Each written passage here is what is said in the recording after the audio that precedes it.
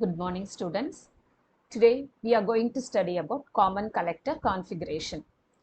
So common collector terminal is taken as the common terminal for both input and output of the transistor. So the input is applied between base and the collector, and the output will be get across the emitter and collector. So the common collector connection for both NPN and PNP transistor is shown in the figure. So this is the NPN transistor and this is the PNP transistor. So as in already we have seen about the common base and common emitter configurations, just like that, the emitter junction is forward biased and the collector junction is reverse biased. So the electron flow is controlled in the same manner. The input current is the base current and the output current is the emitter current. So the current amplification factor in the case of common collector is represented as gamma.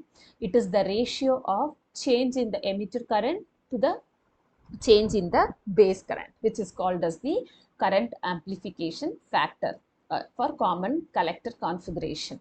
And here the voltage across the collector emitter junction is constant.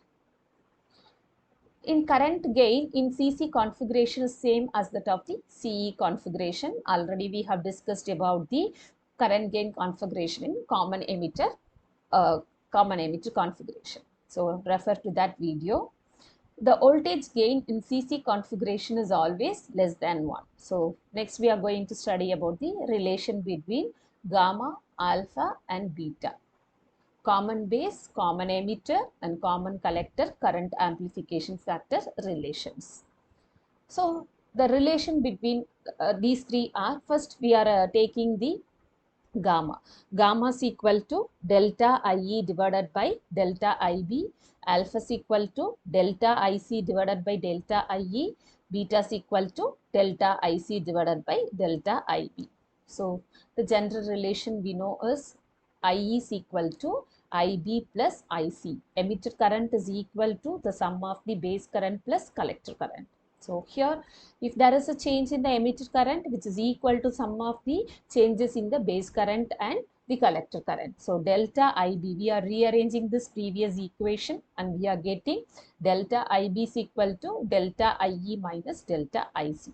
So substitute this value in the above equation. We are getting delta IB is equal to delta IE minus delta IC in gamma equation. So instead of IB, in this place, we are going to substitute this value. So delta IE divided by, instead of delta IB, substitute the value delta IE minus delta IC. Next, we are dividing the numerator and denominator both by IE. So IE will get cancelled. So the remaining equation is gamma is equal to 1 minus alpha. And therefore, gamma is equal to beta plus 1. Next, collector current expression.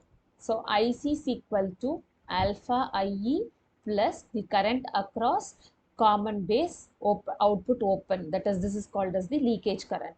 So from the general equation, IE is equal to IB plus IC. So here IE is equal to IB plus substitute the value of IC. That is alpha IE plus ICBO.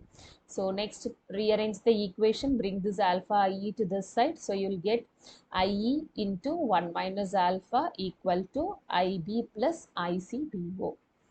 Next, I keep IE this side and bring this 1 minus alpha to the denominator. So here it becomes IB divided by 1 minus alpha plus ICBO divided by 1 minus alpha.